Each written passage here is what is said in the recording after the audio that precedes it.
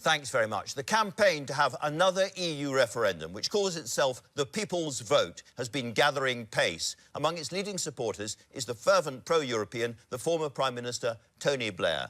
Mr. Blair, can I start by suggesting you have always been a pragmatic politician. You're a pragmatist, you're in favour of life and business basically carrying on. This deal ensures that goods carry on flowing without tariffs. The one thing that people voted for in the referendum, which is an end to free movement, happens. In many ways, life for most people, if this went through, would feel very much the same. So why are you so against it? I'm against it because the whole basis of Theresa May's case to the British people is that this honours the Brexit mandate and it settles the issue. Yeah. And actually neither is correct. It doesn't honour the Brexit mandate because the people who most fervently believe in Brexit say this isn't Brexit. And it doesn't settle the issue because actually there's so much still to be discussed that even those people who stay in the cabinet at the moment, who are really anti her plan but stay in it tactically, want to pull us the other side of March 2019 and carry on the fight. And therefore, the only way you're going to unite the country ultimately is to get this back to the people and say you've got a mandate whether the government does a proper Brexit, that's the sort of Brexit that Boris Johnson wants, or that we stay. And that is, you know, the only way of resolving this now, because I think her deal will fail because in the end it will satisfy no one. It's actually only succeeded in uniting people in opposition to it. So you want to take it back for another referendum. Can I put it to you, it's a bit like that glorious day for you in 1997. You've been elected Prime Minister, you're in your limousine, you're on your way to Downing Street, and the police knock on the door and say, I'm terribly sorry, we've had a discussion and we're going to rerun the election. You'd have been absolutely horrified and outraged. And that's what Brexit voters feel like when people suggest rerunning the referendum. OK, but here's the other thing that Brexit voters feel, and it's a bit like me having come in as leader of the Labour Party and then suddenly decided I'd become a Conservative, right? The issue for the Brexit people is precisely the reason why we should go back and put it to the people for a final vote. Because the very people who agitated most strongly for Brexit are now saying, this isn't Brexit. And therefore, literally, why are we doing it? We're not doing it to satisfy them, and it obviously doesn't satisfy people like me. And the reason the government is in this position, it's really important we understand this. All the way through, the problem has been very simple. For 4.5 decades, Britain has been trading in Europe. You've grown up with the intricate supply chains for manufacturing industry. You've got a financial service sector that allows us to be outside the euro, but still the financial centre for the euro. You've got all sorts of things like cheap air travel, mobile telephony. All of these things have developed as part of Europe's single market. So the problem for the government... English in particular have never been ruled by anybody else. Yes, but, and not by the way now, I would say, but if you take the Brexit argument, they want to get out of all those rules. Right? So your dilemma is this. You either get out of the single market, in which case you're going to do economic damage, at least in the short and medium term. That's the painful Brexit. But if you don't, and you do what Theresa May wants, which is stay tied to Europe's rules, this is what the Chequers document says, then you're in a pointless Brexit. So your choice is between painful and pointless. And that's the reason why we've had a problem all the way through. And the Northern Ireland issue, by the way, is just a metaphor for the whole problem. Because if you want a frictionless border in Ireland, you've got to stay in the single market and the customs union. OK, let's return to the referendum idea. This can only happen if MPs vote for it. Yeah. Do you think there's really a majority in the House of Commons for another referendum? Not yet, but I think it'll get there. And it'll get there. How will it get there? Because, I mean, there's talk in the paper today of the People's Vote campaigners talking to the leadership of the Labour Party about the Labour... Because it really will only happen if the Labour Party whips its MPs to make it happen. And there's no sign of that at the moment. Well, I think it's moving that way. I would be really surprised if the Labour Party doesn't end up in the position of supporting another vote, because there's no other proposition that can get through Parliament, by the way. People aren't going to vote for this deal because it's I'm afraid, a bad deal. You could see a collapse and a general election, couldn't you? I think it's highly unlikely the Conservative Party will want to have a general election. I mean, if the Conservative Party had a general election with Brexit unresolved, it really would be a suicidal act. Now, you know, politics is politics today, so heaven knows, but I doubt that's going to happen. So I think I can't quite specify exactly how it happens in parliamentary procedure, but I think when you start to exclude all the other possibilities, you're really left in the end with that one. Well, let's return to this crucial question of what Labour might do, because it might be said that Jeremy Corbyn, and you disagree with him about almost everything, on this he may be wiser. He may, I mean, he's been on the fence on the referendum issue very, very uncomfortably but carefully for a long time, because he understands the very, very large number of Labour voters, particularly in the northeast of England and the east of England, which you used to represent, really, really care about Brexit, want it to happen, and if he goes against them, he may lose all of those seats. And therefore, he's been playing a very clever long-term balancing act, and I don't see why he suddenly comes off the fence at this point. Right, so here's why I think he does. I mean, I completely get it. If you're in a heavily Leave seat and you're a Labour MP, you're worried that if you vote... Right.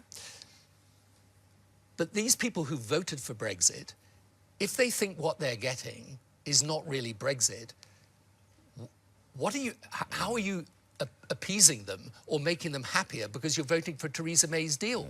And this is why I say the central question here is, if it's not a deal that satisfies the people who voted for Brexit, why on earth are we doing it? I mean, just roll around your mind the extraordinary... I get that.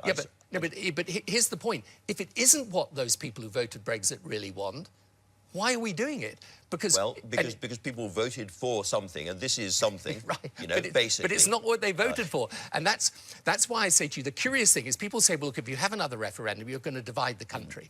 It's the opposite. And I'll tell you why. I want to come directly onto that, because the first referendum was an incredibly divisive moment for the country. Everyone got very, very angry. One MP was killed as a result. People got incredibly inflamed. And if you go back and you run it all again for month after month after month, don't you look at the prospect of that with some horror, what it will do, dividing families, dividing communities, dividing the country? OK, so take the two scenarios. You go ahead with what we've got. We don't really know what we're voting for. The meaningful vote in Parliament, I literally don't know how the government say they've got something meaningful for Parliament to vote on when you read that political declaration. We're going to be kept in the customs union until Europe allows us out of it. If Chequers goes forward, we're going to be tied to Europe's rules but having lost our say. I think this is a kind of botched Brexit. If you do that, the other side of March 2019, you're just carrying on this fight. OK. If, on the other hand, people like me who voted Remain feel, OK, we've had 2.5 years of trying to make this thing work. We now, instead of claim and counterclaim, have real facts we can debate. We would feel satisfied by having another opportunity to put our case. Even if you lost? Even if we lost, and I'll come to that in a minute because it's very important. And the people who voted Leave can actually put forward, and everyone would accept, this is real Leave. If you're going to vote Leave, you have real Leave. If it went your way, so why would you not have another referendum after that? Best of 3, best of 5, best of 7? So here's the other thing that should happen. Both the Remain campaign and the Leave campaign should jointly agree that this vote is final. Doesn't matter how marginal it is, it's final. Once this is resolved, then that's it for a generation. And I would feel we'd had the opportunity to make our case, so I would feel better about it. And these Leave people who think this is a botched Brexit that isn't really Brexit, they would also feel better about it. We were told the last one was final. Yes, but here's the problem.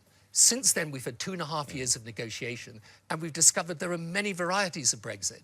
So this is why, in the end, I know it sounds hard. What would the question be? Would it be Remain, Leave with a so-called hard Brexit, or something like the Prime Minister's deal? Because you'd have to give people a range of options, wouldn't you? So you've got 2 options on this, and I'll tell you which one I prefer. Option 1 is you go Remain or the Boris Johnson version of Leave, because that's what the Brexit people really want. Option 2 is you have 3 offers. You can do Remain, the Boris Johnson Brexit, the Theresa May Brexit.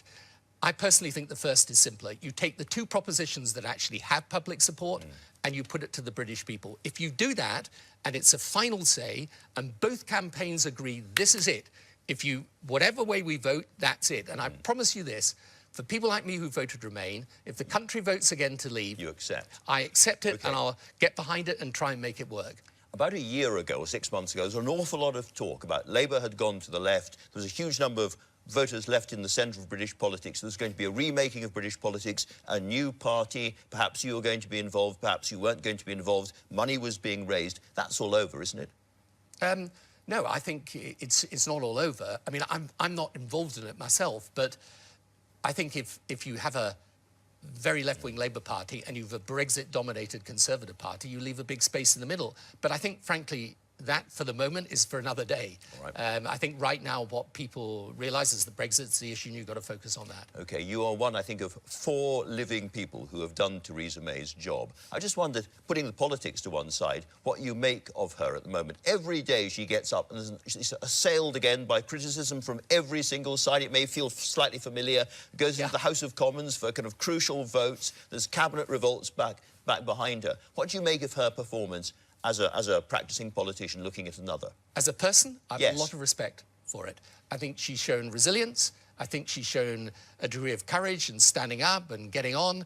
And, you know, she's a decent person, frankly surrounded by a lot of pretty unreasonable ones. The problem is, having said all that, the deal's a dodo. So this is the difficulty that she has. But in personal terms, you know, I've done the job. I know how difficult it is. I really, you know, I respect the fact she manages to stand up and get on with it. I think that's a great capability, a great characteristic. Yeah, she is. And this is not a personal thing. Personally, I can see a lot to admire in the way that she handles herself. It's that literally this is the destiny of our country and it's the wrong decision for our country. Right. And this is why we have to resolve it finally through the people. Tony Blair, thanks very much indeed for talking to us. Now